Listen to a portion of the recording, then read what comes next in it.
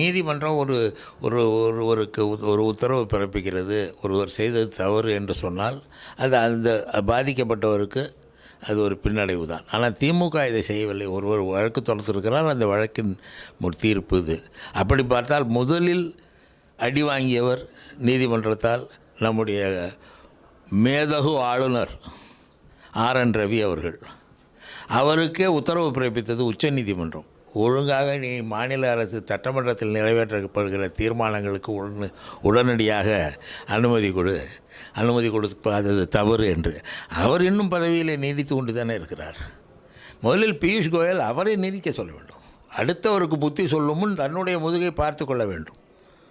Sir, Piyush Goyal அவர்கள் தொடர்ந்து பத்திரிகையாளர் சந்திப்பு இப்போ நேற்றிலிருந்து அவர் சொல்லிக் கொண்டிருக்கிற வார்த்தை என்னவா இருக்குன்னா, என்டிஏ அலையன்ஸ் ரொம்ப ஸ்ட்ராங்கா எமர்ஜ் ஆகுது. இந்த எலெக்ஷன் என்டிஏ அலையன்ஸோட தான் இருக்கும்.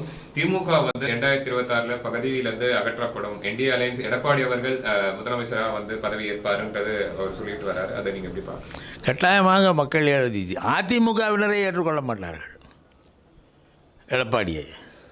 காரணம், எந்த காலத்திலும் பாஜகவுடன் உறவு வைக்க மாட்டோம் என்று உறுதியாக சொன்னவர் ஜெயலலிதா.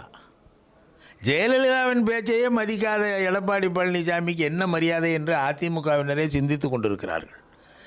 எனவே ஜெயலலிதா பாஜகவின் காலில் விழுந்து தன் குடும்பத்தை காப்பாற்றிக் கொள்ளும் முயற்சியாக அவர்களோடு இணைந்து பேசி கொண்டிருக்கிற எடப்பாடி, நேற்று வரை நான் டிடிவி தினகரனை சேர்க்க மாட்டேன் என்று உறுதியாக சொல்லி நெஞ்சு நிமிர்த்தி சொன்ன எடப்பாடி இன்றைக்கு டிடிவி தினகரனை வரவேற்கிறேன் என்று சொல்லும் நிலைக்கு தள்ளப்பட்டு விட்ட எடப்பாடி, இவர்களெல்லாம் சேர்ந்து கூட்டணி அமைத்தால் தமிழ்நாட்டு மக்கள் வாக்களிக்க மாட்டார்கள்.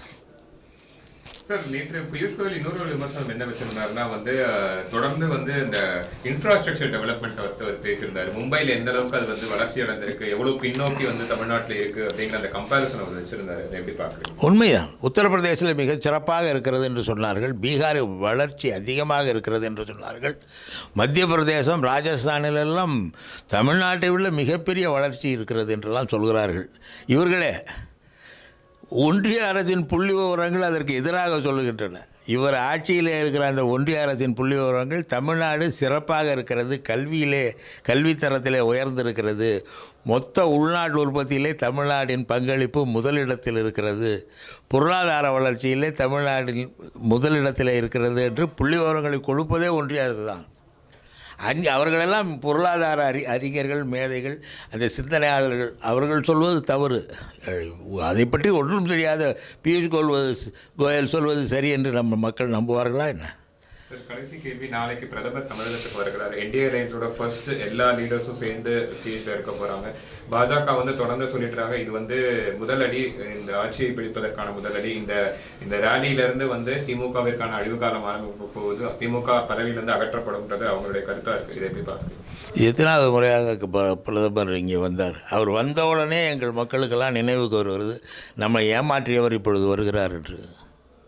ஒரு கல்லை இங்கே நட்டு விட்டு எய்ம்ஸ் மருத்துவமனைக்கு அடிக்கல் நாட்டி விட்டு சென்றவர் எய்ம்ஸ் மருத்துவமனைக்கு நேர்ந்த நிலைதான் இந்த கூட்டணிக்கும் வரும். பிரதமர் வந்தால் அதுவும் தேராது, இதுவும் தேராது. அவ்வளோதான்.